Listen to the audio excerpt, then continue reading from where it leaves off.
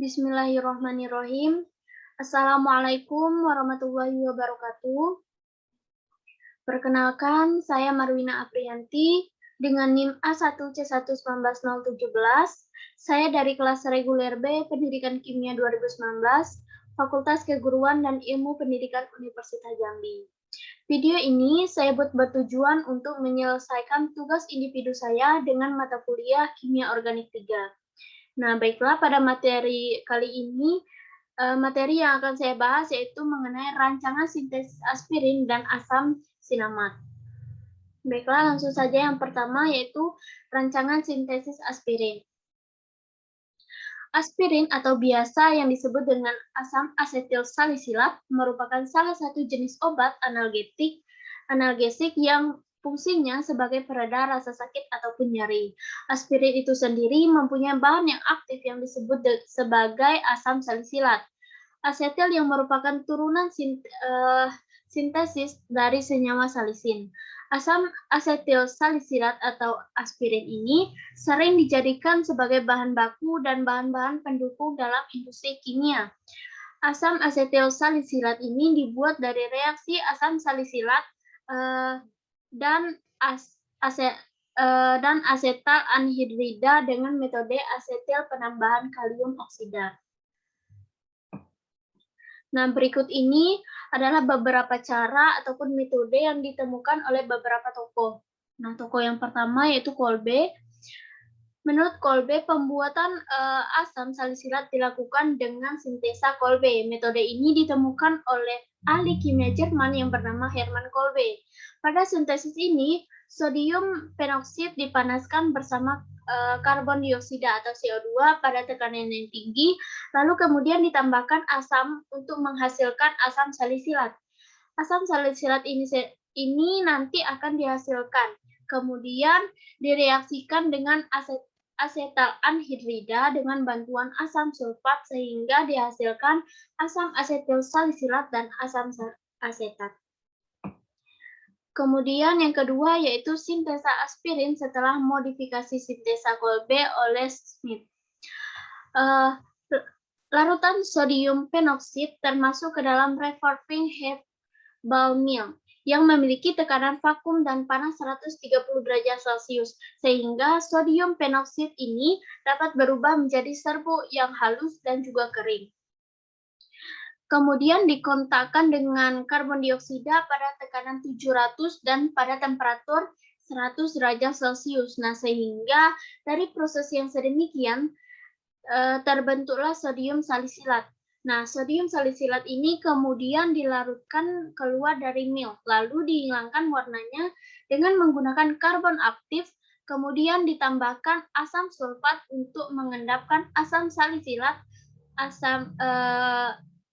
Asam salisilat kemudian dimurnikan dengan sublimasi.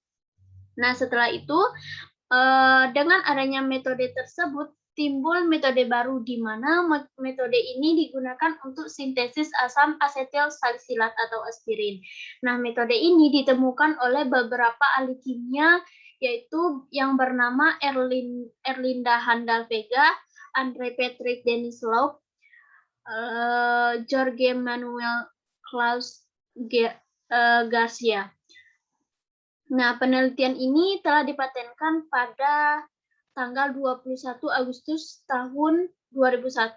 Nah, pada penemuan ini menyediakan suatu metode untuk sintesis asam asetil salisilat dengan mereaksikan asetat anhidrida dan asam salisilat dalam perbandingan stoikiometri. Kemudian digunakan yield dari asam asetil salisilat tidak kurang dari 98 sampai 99%. 2% maksimal kadar asam salisilat bebas dan diperoleh kalsium asetat dengan reaksinya yang cepat, eksotermis, one pot, dan tidak mencemari. Nah, selain metode-metode yang telah dijelaskan tadi, juga terdapat metode yang digunakan untuk sintesis aspirin. Nah, metode ini merupakan metode kristalisasi. Nah, pada percobaan menggunakan metode ini, terjadi suatu reaksi antara asam salisilat dengan anhidrida asetat yang dibantu dengan katalis berupa asam sulfat pekat sehingga eh, bisa diperoleh kristal aspirin yang berwarna putih. Nah, proses kristalisasi yang dilakukan dengan menghasilkan randemen kristal aspirin didapatkan sebesar 63,235% dengan perolehan massa konstan rata-rata kristal sebanyak 3,15835 gram. Kristal aspirin yang diperoleh diuji dengan larutan FeCl3 dan menguji titik lelehnya, sehingga hasil yang diperoleh yaitu kristal berwarna ungu tua yang menunjukkan bahwa masih ada kandungan asam salisilat di dalam kristal dengan titik leleh 143 derajat Celcius. Selanjutnya yang kedua itu rancangan sintesis asam sinamat. Sinamat merupakan senyawa yang berasal dari produk yang biasa digunakan sebagai bahan pengawet, pewangi dalam makanan, sabun, dan lain sebagainya. Nah, sehingga dari fungsi tersebut dapat diketahui bahwa sinamat ini dapat diperoleh dari adanya isolasi dari kayu manis. Nah, menunjukkan bahwa masih adanya kandungan dari asam salisilat di dalam kristal dengan titik lelehnya yaitu 143 derajat Celcius. Minyak kayu manis ini memiliki efek yang antiseptik terhadap mikroorganisme sehingga diketahui bahwa kandungan utama yang dimiliki oleh minyak kayu manis ini adalah sinamaldehid yang jika teroksidasi maka hal ini dapat menyebabkan terbentuknya asam sinamat. Selanjutnya, nah kemudian untuk memperoleh asam sinamat maka dilakukanlah suatu penelitian di mana penelitian ini dilakukan pada tahun 2005 oleh Kahir. Nah, pada penelitian yang dilakukan diperoleh randemen yang sedikit dari asam sinamat yaitu sekitar 2,2%. Sehingga untuk memperoleh randemen yang randemennya yang dilakukan dengan cara sintesis, maka sintesis asam sinamat dapat dilakukan melalui suatu reaksi kondensasi. Nah, dengan adanya cara sintesisnya ini, sintesis asam sinamat dapat dilakukan melalui suatu reaksi kondensasi Koevenagel dan juga reaksi Perkin. Nah, dalam sintesisnya reaksi kondensasi Koevenagel biasanya lebih sering digunakan dibandingkan dengan reaksi Perkin, sebab pada reaksi kondensasi Koevenagel jumlah senyawa yang diperoleh lebih banyak dibandingkan dengan menggunakan reaksi Perkin. Nah, dengan menggunakan reaksi kondensasi Koevenagel, sintesis asam sinamat dapat dilakukan dengan cara mereaksikan asam malonat, yang mana asam malonat ini merupakan suatu senyawa yang mempunyai hidrogen alfa dan benzaldehid yang merupakan senyawa dari golongan aldehyda. Nah, berikut ini dapat teman-teman lihat reaksi umum dari sintesis asam sinamat. Baiklah, langsung saja. Nah, dalam proses ini, katalis yang digunakan adalah dietilemina. Dietilemina akan mengabstraksi suatu proton dari senyawa malonat sehingga dapat dihasilkan karbonion asam malonat. Karbonion asam malonat ini lebih bersifat reaktif sehingga diperoleh senyawa hasil sintesis. Senyawa hasil sintesis yang diperoleh kemudian dilakukannya rekristalisasi dengan menggunakan air panas.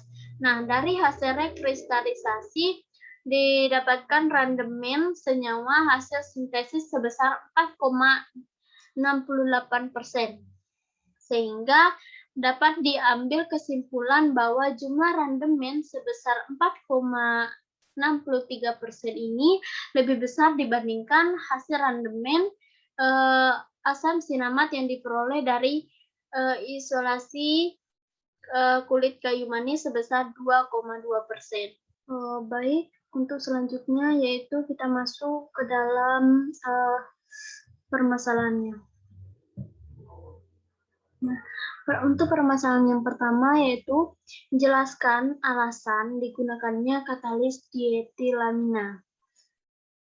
Nah, alasan saya mengambil ini sebagai permasalahan adalah karena pada sintesis asam sinamat tadi dijelaskan bahwa katalis yang digunakan dalam prosesnya yaitu katalis dietilamina.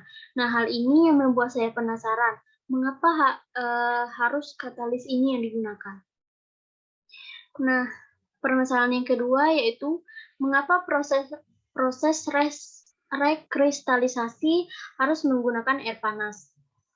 Alasan saya mengambil ini sebagai permasalahannya yaitu pada perlakuan dalam asam sinamat tadi untuk proses rekristalisasi menggunakan air panas, sehingga hal ini membuat saya penasaran mengapa digunakannya air panas. Maaf, saya ulangi, sehingga hal ini membuat saya penasaran mengapa tidak digunakannya saja air dingin, mengapa harus air panas. Nah, untuk permasalahan yang ketiga yaitu mengapa metode kristalisasi dapat digunakan dalam sintesis aspirin.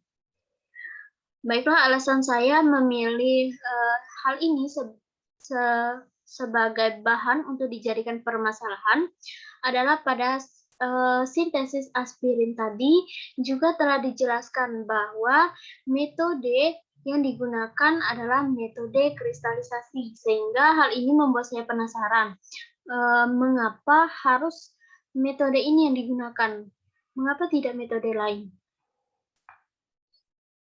Baik, selanjutnya yaitu penutup. Nah, baiklah, cukup sekian materi dari saya. Jika ada kesalahannya, saya mohon maaf. Saya akhiri dengan wabillahi taufiq wal hidayah. Wassalamualaikum warahmatullahi wabarakatuh.